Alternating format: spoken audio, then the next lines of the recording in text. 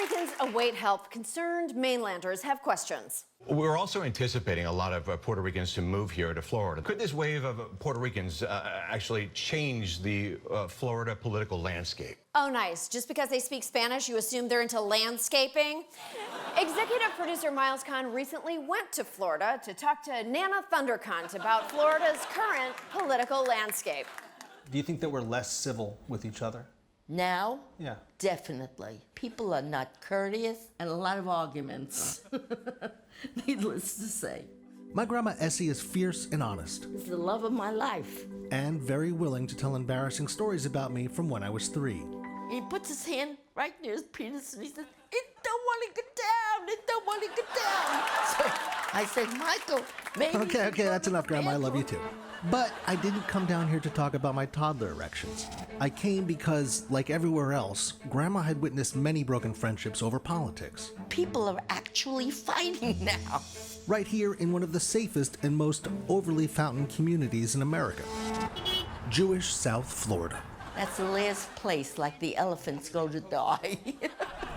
There seemed to be so much damage to the level of discourse here that the local political leaders had organized a high-profile debate on the very topic of civility in the age of Trump. You know, I always say one thing.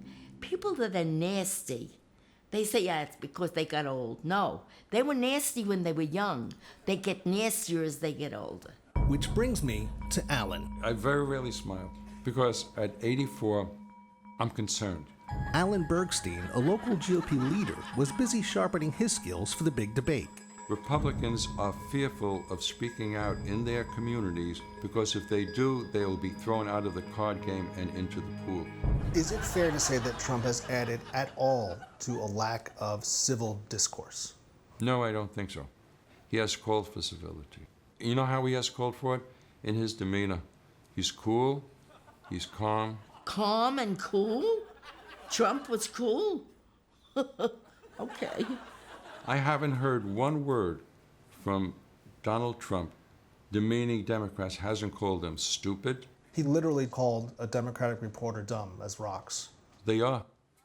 I'm Barry Silver. I'm a rabbi, I'm a civil rights attorney, and an amateur songwriter. Barry had debated Alan before, but tonight's battle would be a chance to address the big question. Has the era of Trump poisoned our bubbies? We want to talk with conservatives, but I believe that the people who follow Trump are deluded and they're brainwashed. When you're lonely in the White House, watching MSNBC, and they criticize you, let it be. I literally have tears running down my eyes every time he does. If we're all laughing, it can't be that bad. The guy is filled with compassion. My people argue, but then we break bread. We bicker, we kvetch, we laugh, and then we move on. I want civility. Do the Democrats want civility? This is civility on the part of the Democratic Party. Let them speak. You Democrats in the audience, he won. He's the President of the United States. Live with it. Excuse me. When Barry starts to parody the President of the United States, this to me is an act totally of incivility.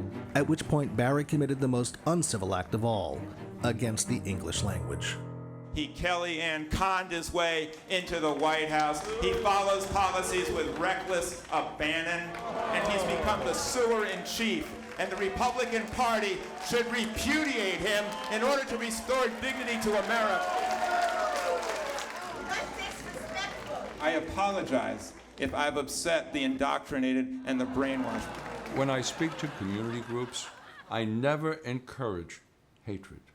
I never demean Democrats because these Democrats are my neighbors. The Democrat Party is a fascist party. You guys started the KKK. You guys started slavery. If you want to open your mouth, do me a favor, pick your tuchus up and get out. This wasn't debate. This was a 3-hour-long Jewish MMA. You don't know what you're talking about. You are lying. Guy with the suspenders, you're fired. Well, what's the matter with you? Go home. Go for your Xanax. we don't care about you. You're not even on the line. Thank you very much. I have a song I'd like to share with you. Sometimes we feel like such a chump by allowing a guy like Donald Trump to seize control and really stick it to ya. One day our goal will be reached when Donald Trump has been impeached, and then each of us will all shout, hallelujah! Everyone! Hallelujah! Hallelujah! And just when it seemed like Barry's Jewish tent revival had won the room, I got 1 minute left for my favorite song. he lost everyone. I'm a very rich man, so I'm better qualified than all the other loser candidates. So, how are we going to get through the next 39 months exactly? Oh my God. You still have hope? I do have hope because all these people will be gone by then. All these people will die. That's your hope? Yeah.